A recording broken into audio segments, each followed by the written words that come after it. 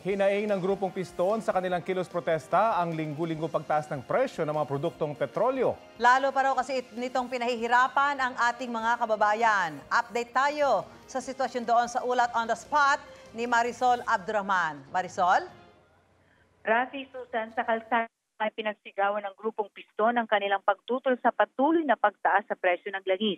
Ibasura ang all the regulation law. Ito ang kanilang sigaw kanina sa kanilang kilos protesta dito sa EDSA Monumento. Imbis daw kasi na ginhawa, pahirap lang daw ang dulit nito. Kaya patuloy daw ang pagtaas ng presyo ng langis na lalong nagpapahirap sa taong bayan. Pag tumaas na pa man daw ang presyo ng langis, lahat daw ay nagtataasan na. Hiling ng grupo hanggang hindi pa naibabasa ang all the regulation law, alisin daw muna ang excise tax sa langis para kahit paano daw ay mabawasan ng konti ang presyo nito. Kailangan daw anilang magsakripisyo rin ng gobyerno kung gustong makatulong sa mga tao. Ang mga driver na sumama sa rally kanina, Rafi, Susan, ay nagsacrifice daw na hindi na muna mamasada para lamang pagkilos protesta.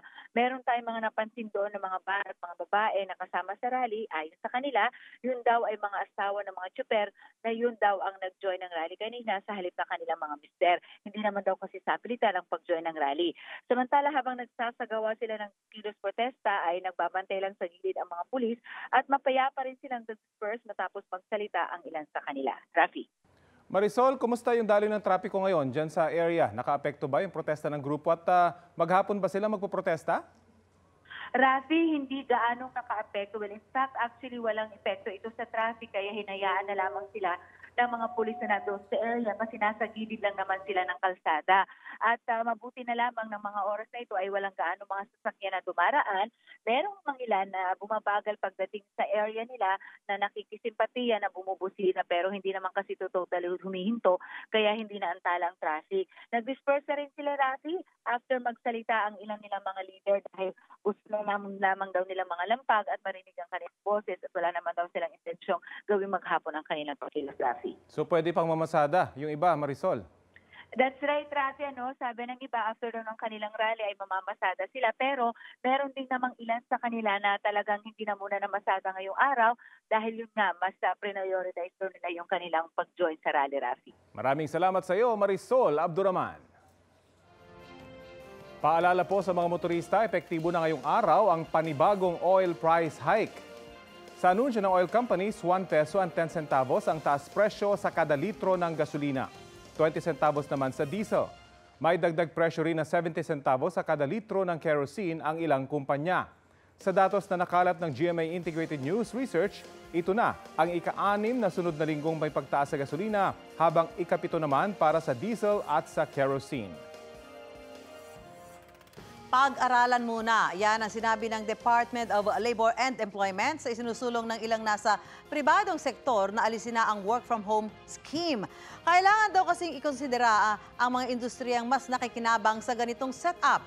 Sa panayam ng Superradyo DCWB, sinabi ni Labor Secretary Bienvenido Laguesma na mas akma ang ganitong work scheme kung online services ang trabaho. Kung isusulong na balik opisina na sila, baka maaari raw na ikonsidera ang hybrid setup. Ayon naman kay Eman David ng Alliance of Call Center Workers, hindi na gaya ng pre-pandemic ang dami ng mga pampublikong sasakyan tuwing gabi. Kaya raw mahihirapan sila kung balik opisina na talaga.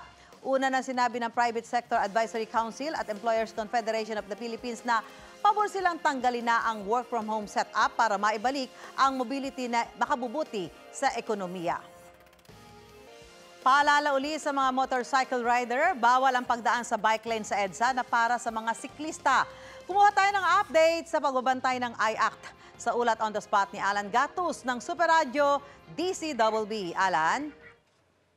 Susan, ilang motorcycle rider na dumadaan sa EDSA nasampulan sa operasyon ng mga tauhan ng Interagency Council on Traffic o I-Act sa EDSA. Ito'y matapos na dumaan sa bicycle lane sa EDSA ang mga motorcycle rider. Ayon sa mga tauhan ng IACA, hindi bababa sa 20 motorcycle rider ang kanilang pinagtitiketan.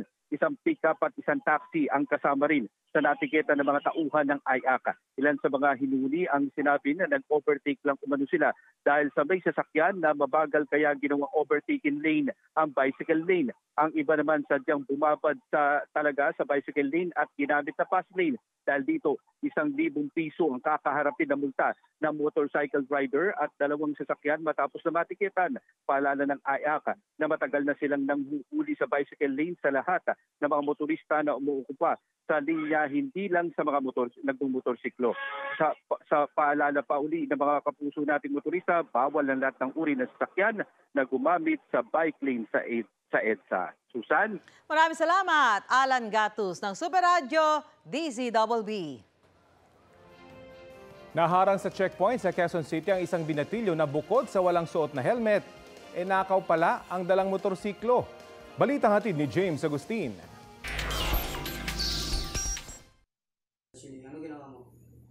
Inimbitahan sa police station ng 17 anyos sa lalaki matapos sitahin sa checkpoint sa barangay North Fairview, Quezon City. Bukod sa minor de edad, wala siyang suot na helmet habang nagmumotorsiklo. Nung hiningan siya ng dokumento, may pinakita siya nang galing dun sa compartment ng motor. Subalit nagulat kami kasi hindi nagtutugma dun sa kanyang ID na ipinakita. So, nag-decide na yung ating mga kapulisan na imbitahin siya rito sa police station for verification. Ang mas ikinagulat ng pulisya na diskubre na ang daladalang motorsiklo ng minor de edad, nakaw pala.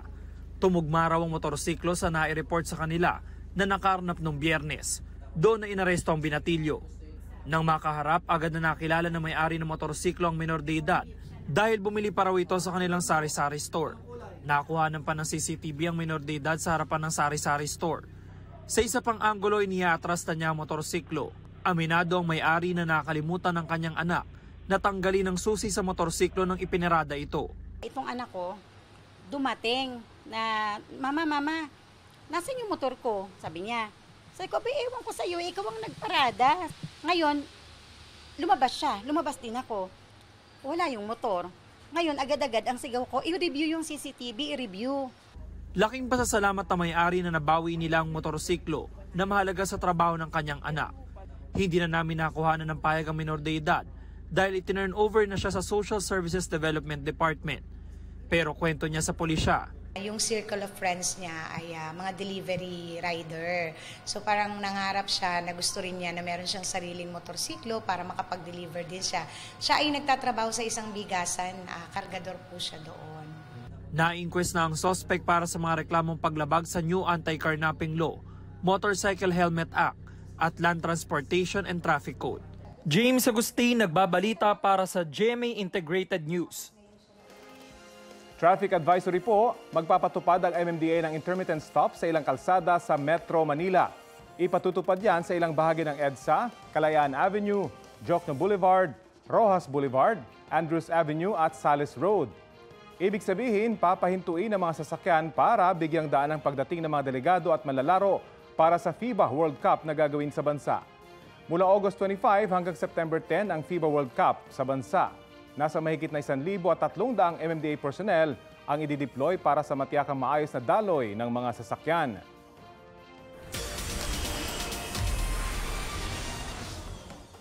Tuesday na mga beshi, narito ang fresh servings ng Star Bites for today. Una sa listahan, emosyonal ang cast ng Voltes 5 Legacy sa last taping day ng Kapuso Action Drama Series. Nag-iyakan at nagyakapan ng Voltes 5 team members na sina Miguel Tan Felix, Radson Flores, Matt Lozano, Isabel Ortega at Rafael Landicho. Kita sa video ang closeness at nabuong bond ng mga bida ng series. Malungkot man, grateful naman daw sila sa opportunity na ibinigay ng series na kanilang napagtagumpayan. Asahan pa raw ang ultra-electromagnetic episodes bago ang finale nito. Ibinahagi rin ng Team Voltes 5 ang kanilang insight sa last taping day nila. Doon talaga nag-sink in na, oh my gosh, tapos na, this journey is officially done. Lungkot ko po, kaya nga po ng last day, kahit ipasuot sa amin yung flight suit, okay lang po sa amin kahit mainit. May fulfillment din kasi super tagal na po kasi namin to ginagawa mga 3 years na. Sa mahal ng ilang pangunahing bilihin, kanya-kanyang diskarte ang ilang mamimili sa paghahanap ng murang bigas. Ang tanong, pero pa nga bang mabibiling bigas na mas mababa sa 50 pesos kada kilo? Alamin sa balitang hatid ni Tina Panganiban Perez.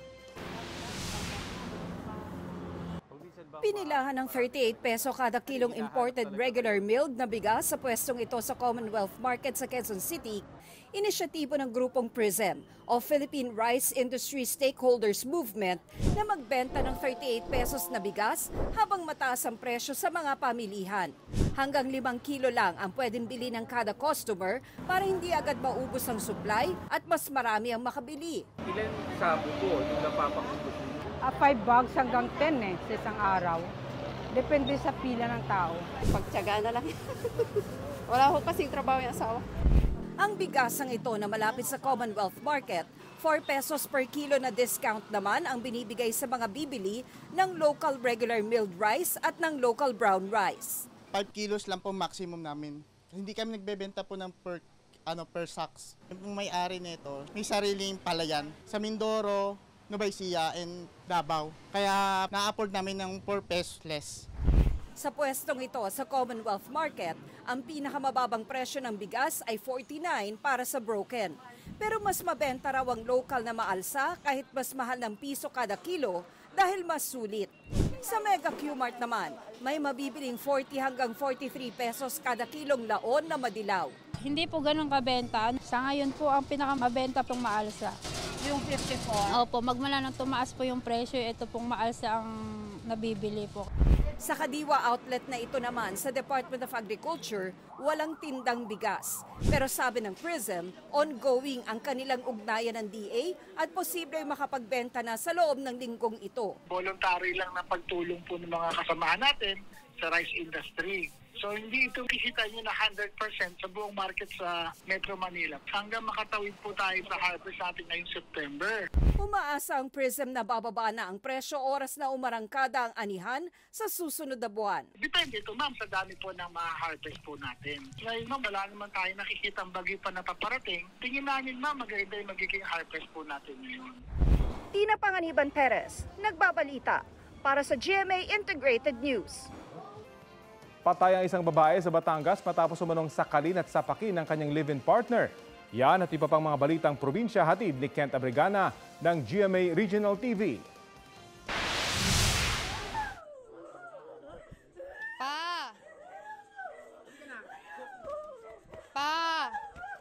Sa videong ipinadala sa GMA Regional TV, balitang Southern Tagalog ni Joanna Vergara, maririnig ang pag-aaway ng kanyang magulang na si Jason at Maria Teresa. May dalawang lalaki na malapit lang sa kanila. Hindi raw sila umawat noong una sa pag-aakalang simpleng alitan lang. Ayon kay Joanna, susunduin sana niya ang ina dahil umaga pa lang ng Biyernes. Pinagbabantaan na ito ng kanyang ama kapag umalis ng bahay. Pilit po siya hinahatak na pabalikwas po yung mama ko na ano po sa sahig. Tinamaan po sa mga paso po na mga matitigas po. Kasi yun po, nung pagkahiga niya, doon na po siya sinampahan ng papa ko at sinimulan pong sakalin siya. Sinimulan niya na pong untog-untog yung ulo at sinapak-sapak po yung ulo. Inawat ng ilang kapitbahay ang sospek. Humingi rin ng tulong ang mga kaanak sa barangay at sa pulisya. Naisugod pa sa ospital ang biktima, ngunit namatay din habang nilalapatan ng lunas. Sa investigasyon, nagkaroon ng hindi pagkakaintindihan ang mag-live-in partner.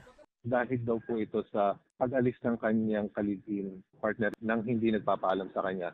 Lango po siya sa droga. Hindi po pwedeng makulong lang ho siya. Hindi po sapat yung pagkukulong lang sa kanya. Gusto namin mahirapan din siya. Isinailalim sa drug test ang suspect. Sa aming validation sa background niya, meron din po siyang mga history ng mga pananakit at saka pagpatay sa probinsya ng Rizal. Naiuwi na ang labing sa kanilang bahay sa Antipolo City. Sinusubukan pa ng GMA Regional TV balitang Southern Tagalog na makuha na ng pahayag ang suspect na naharap sa reklamong murder. Patay ang isang Persons with Disability o PWD matapos matrap sa nasusunog niyang bahay sa barangay Lumangan, Miagaw, Iloilo. Kinilalang 50 anyos na biktimang si Willie Nadanga. Mag-isa lang siyang namumuhay at binibigyan na lang ng makakain dahil hindi na siya makapaglakad. Sa paunang investigasyon ng Miagaw BFP, posible raw na lighter na gamit ng biktima ang pinagmulan ng apoy. Sa nagkulog sa may sunod sa iyang CR, which is ang CR, so nagmasintre made of light materials na nga dingding, posible nga nangita siya sa mabugnaw kag may tubig na lugar, pillar. Kent Abrigana ng GMA Regional TV 1 Mindanao. Sa mga magulang o guardian dyan, handa na ba ang uniforme ng inyong mga estudyante para sa pasukan sa public schools sa susunod na linggo? Kumustahin natin ang presyohan niyan sa Divisoria at Baclaran. Sa Divisoria muna ang polo at blouse, 110 pesos hanggang 250 pesos. Mula 140 hanggang 380 pesos naman ang pantalon. 110 hanggang 290 pesos ang palda, 80 hanggang 210 pesos ang shorts, 50 hanggang 100 ang sando, 70 hanggang 130 pesos ang t-shirt, at 125 hanggang 220 pesos ang jogging pants. Bagya namang mas mahal ang bentahan sa Baclaran. 150 pesos ang pinaka mababang presyo ng polo at blouse. 160 hanggang 260 pesos naman ang pantalon. 180 hanggang 250 ang palda, 120 hanggang 250 ang shorts, hanggang 200 ang sando, habang 75 hanggang 120 pesos ang t-shirt. Kung magagamit pa naman ang mga dating uniform, gamitin pa po. Sayang naman kaysa gumastos na naman.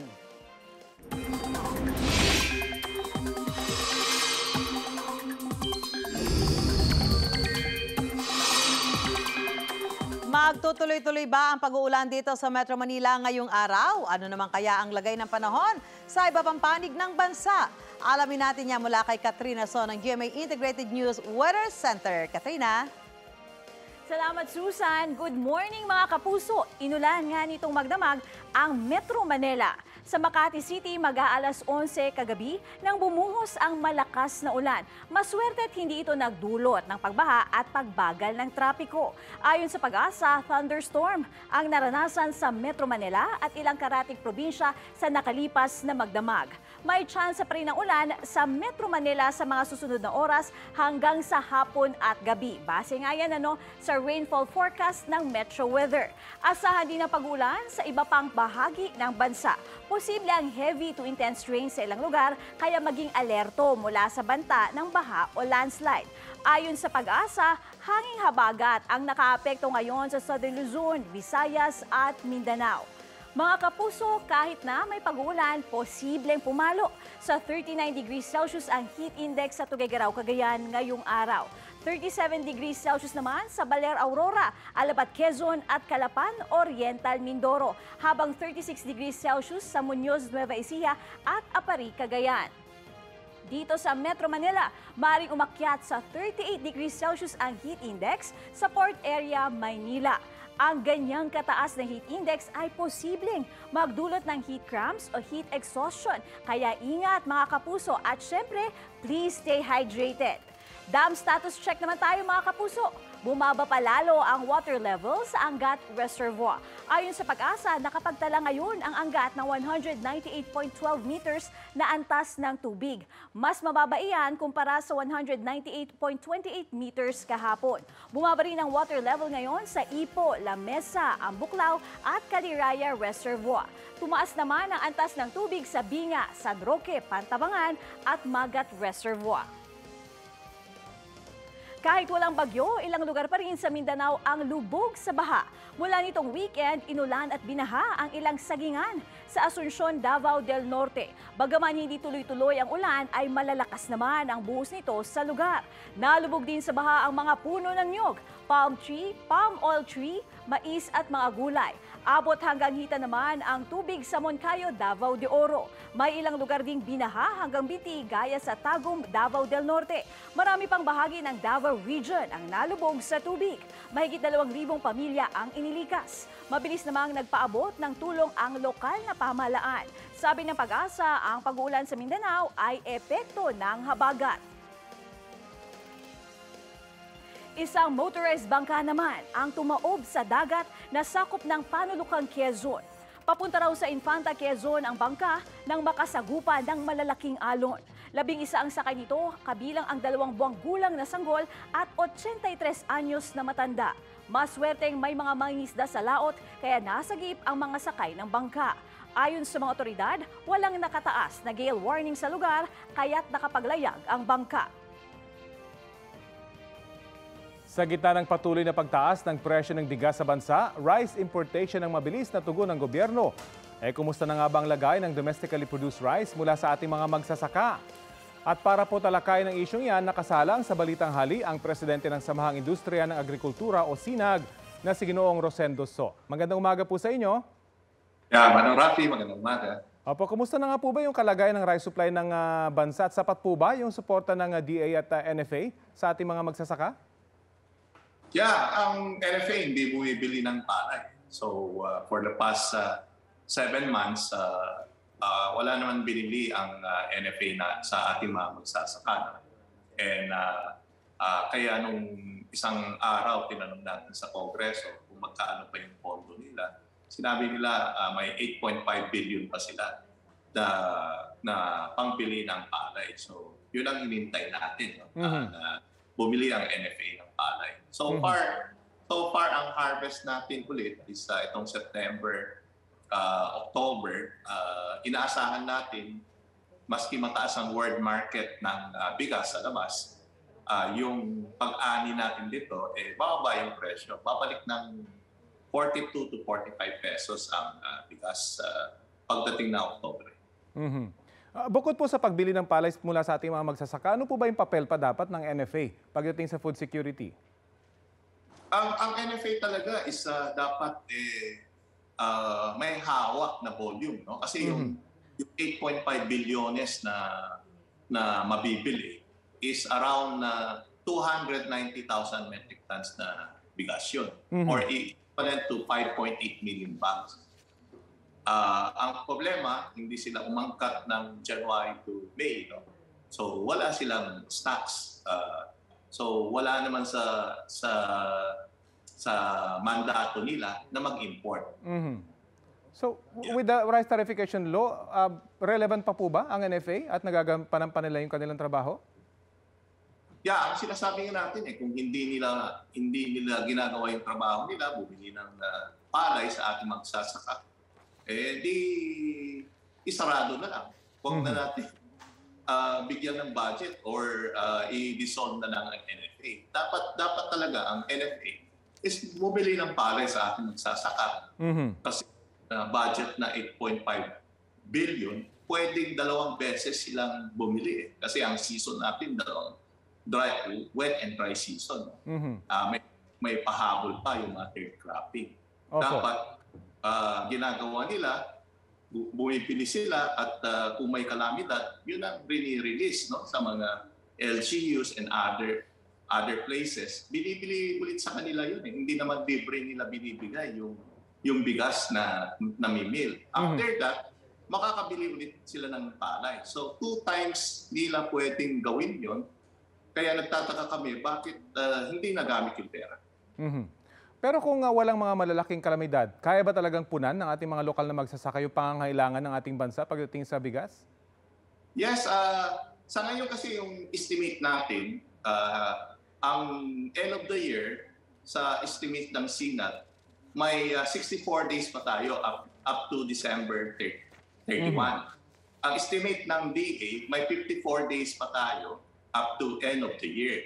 So ibig sabihin, yung figure ng prinisenta ng DA tsaka yung sa amin is almost the same, no? Ibig sabihin, up to end of the year, may 54 days ang estimate nila. Kami, ang estimate namin, may 65 days na maiiwan pa na bigas after end of the year. Pero ang gusto siyempre nila mas mahaba pang panahon na meron tayong stock, ika nga. In any case, kapag natuloy po yung importation ng bigas mula sa India at sa Vietnam, may mapapababa kaya nito yung presyo ng bigas? Yung negotiate nila mataas no? May mga nakakakuha ng mas mababa. So yung mga traders naman, hindi naman pinapahinto na mag-import. Tuloy naman yung pagpasok. No? Opo. Kagaya ngayon, Rafi, yung dating 680 na presyo sa Thailand, no? Landed dito. Ngayon, nasa $640 na lang. So nakikita natin na pababa na yung presyo kasi alam din nila kung nag-harvest ang ating bansa, majority ng mga consumer, bibili yung local rice natin. So, mawawala yung mga buyer nila. So, ibababa nila yung presyo. So, ang nakikita natin, susunod sila dun sa presyo na harvest natin dito. So, pababa yung presyo ng Thailand at Vietnam. Opo, sa aming pong panayam sa grupong Bantay Bigas, hawak daw ng mga traders, millers at importers yung bigas. Kaya raw nilang itakda at laruin yung presyo nito sa mga pamilihan. Ano pong masasabi nyo rito? Mabuti yan. Dapat puliin, no? Turuan nila kung saan yung bigas na sinasabi nila. Kasi sinasabi nila may hoarding. Ang tingin namin kasi kung pababa ang presyo, walang mag-i-stock ng marami doon sa mga warehouse nila. I-dispose kasi nila yan kasi pababa ang presyo. Hindi yung pataas ng presyo. So, ang tingin natin is lahat na may hawak na stocks, gustong i-out yung stocks nila kasi pababa na yung presyo. Sa inyo pong projection, ano yung magiging direksyon ng presyo ng bigas sa mga susunod na linggo hanggang pagpasok po ng Burr months? Ngayon kasi ang bili na lang sa magsasaka nasa 28 pesos. No? So, yung sabihin, may makikita na tayong 49 to 50 pesos na bigas. So, yung presyo kung bumababa, i-average ng mga miller yan. So, pababa yung presyo. Nakikita natin by September, baka bumaba ng 26 to 25 pesos na yan. So, ibig sabihin, pababa na rin yung meal price ng bigas. So, pababa yung presyo sa merkado. Sana nga. Maraming salamat po sa oras na binahagi niyo po sa Balitang Hali. Maraming salamat, Rafi. Si Ginoong Rosendo So ng Samahang Industriya ng Agrikultura o SINAG. Susubukan po namin kunin ang panig ng NFA tungkol sa pahayag ng SINAG. Huli ang pagmamaltrato sa isang OFW sa Hong Kong ng kanyang amo. Kinilalang biktima na si April Jane Dadula na namamasukan bilang domestic helper. Naisipang mag-resign ni April nang simulan daw siyang pagsabihan ng masasamang salita at pinagtangka ang sakta ng babaeng employer. Bago umalis, nag-live sa social media si April para ipakita ang dalang gamit at hindi mapagbintangang magnanakaw. Bigla silang nagpang-abot ng kanyang amo hanggang umabot pa sa puntong sinasakal si April. Ipinaaresto ng OFW ang nagmaltratong employer pero nakapagpiyansa rin. Kasalukuyang nasa pangangalaga ng isang shelter ang OFW. Inanunsyo ni dating US President Donald Trump na pupunta siya sa Atlanta, Georgia para subuko sa otoridad. Kaugnay yan sa kinakaharap niyang kaso na tangkang pagbaliktad sa resulta ng 2020 elections doon. Sabi ni Trump sa kanyang social media post, Huwebes, oras sa Amerika siya susuko. Una nang iginit ni Trump na politically motivated ang pagsampa ng kaso sa kanya. Bago niyan, pinatawan na ng $200,000 na bond si Trump at inatasan na huwag magbanta sa social media habang hinihintay ang kanyang paglilitis. Nagdulot ng magdamagang pag-ulan at kawalan ng kuryente sa Southern California ang tropical storm Hillary. Nakaranas din ng malakas na hangin dahil sa bagyo ang baha naman sa ilang kalsada, kulay putik na. Ayon sa National Weather Service ng Amerika, ito ang unang tropical storm na naglandfall sa lugar mula pa noong 1939. Nagdala ito ng maraming ulan sa lugar. Patungo naman na raw ang bagyo sa norteng bahagi ng bansa. Wala namang naitalang patay o sugatan sa California dahil sa bagyong Hillary. Sa Lucban, Quezon, bumida ang iba't ibang disenyo ng mga payong na Parade of Lights. Hitik at kumikinang sa dekorasyon ng mga payong na inirampa ng mga kalahok na naka-costume. Mas lumabas pa ang pagiging malikhain ng mga taga-Lucban sa Umbrella Dance Showdown. Ang pangunahing prop, syempre, payong. Ang parada at dance showdown ay bahagi ng pagdiriwang ng kapistahan ni San Luis Obispo na patron ng bayan. Imbes na mga isda, sawa na ang laman ng aquarium na yan sa Lipa, Batangas. Diyan inilipat ang sawa na unang nakita sa loob ng lumang TV. Nagulat daw ang mga residente nang matagpuan ng sawa na 6 na talampakan ng haba. Hinala ng nakakita sa sawa sa loob ng TV na ito, lumaki. Wala raw kasing butas ang lumang appliance na pwedeng pasukan ng ganito kalaking sawa. Pinuntahan ito ng Lipa City Veterinary Office. Ipinaalala rin nila na dapat ipagbigay alam agad sa mga otoridad kapag nakakita ng ganitong hayop.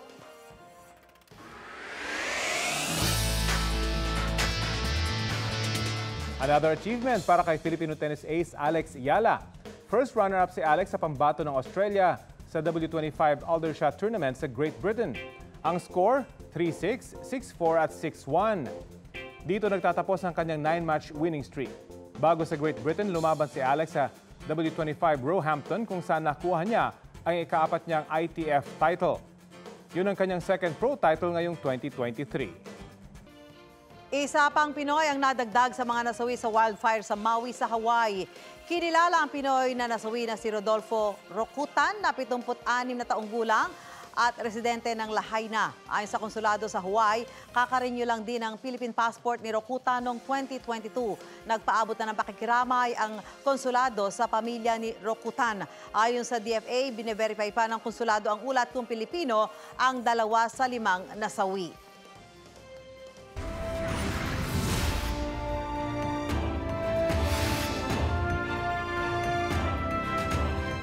Idineklara ng Commission on Elections na sa Taguig boboto ang mga nasa Enlisted Men's Barrios o EMBO barangays na dating sakop ng Makati para sa barangay at sangguniang kabataan elections sa Oktubre. Ipinapaayos na ng COMELEC ang mga election record at pag-reallocate ng pondo para sa mga barangay. Pinayuhan din nila ang Taguig at 2nd District ng Makati na maghanda ng bagong listahan ng staff at botante mula sa EMBO barangays. Nagpasalamat naman ang taga-Taguig LGU sa pagkilala ng COMELEC sa desisyon ng Korte Suprema. Hinihikayat din nilang makiisa ang Makati City na wala pang pahayag kaugnay niya.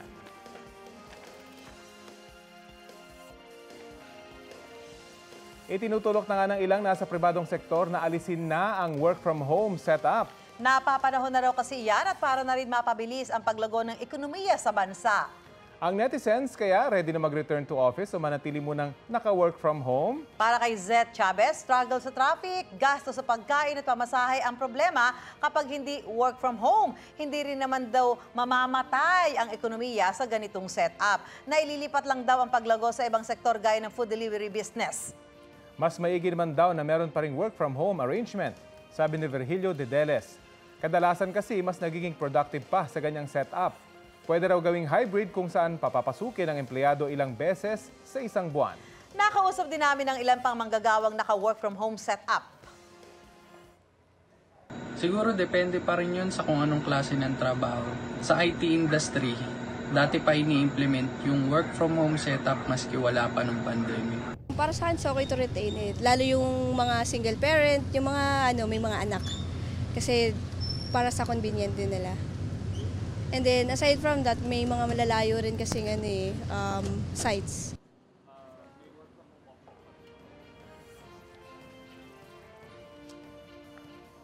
Sa eksklusibong panayam ng GMA Integrated News kay Australian Ambassador Hye Kyung-yu, binigyan diin niya na dapat sumunod ang lahat sa international law kaugnay sa issue sa West Philippine Sea.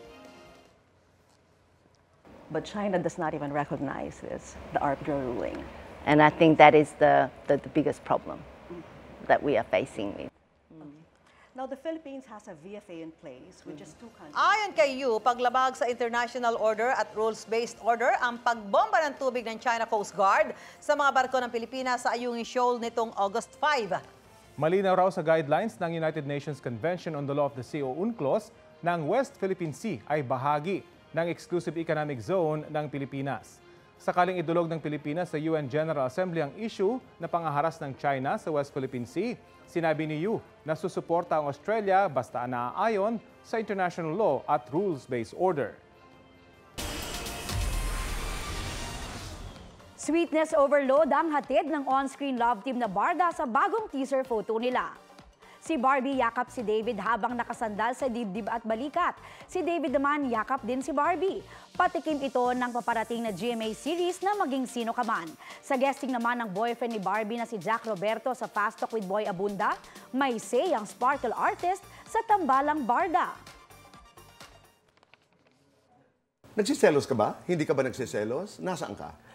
Hindi po nagsiselos, Tito. Talaga? Mulat-mula ito? Mulat-mula Hindi ka po. talaga seloso? Hindi po eh. Okay, babaligtarin ko. Si Barbie, selosa? Hindi. Siya po, hindi din.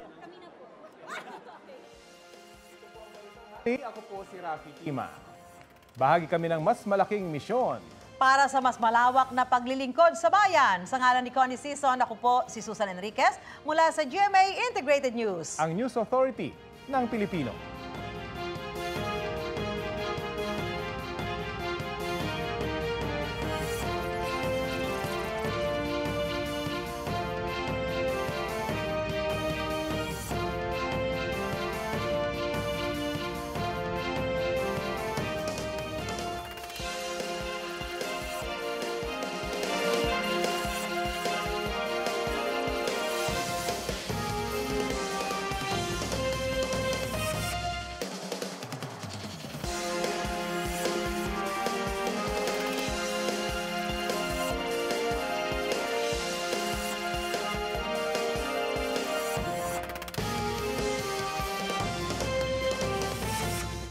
Maging updated po sa mga maiinit na balita. Maaring mapanood ang Balitang Hali at ang iba pang award-winning newscasts sa youtube.com/GMA News. I-click lang ang subscribe button. Sa mga kapuso abroad, maaari po kaming masubaybayan sa GMA Pinoy TV at www.gmanews.tv.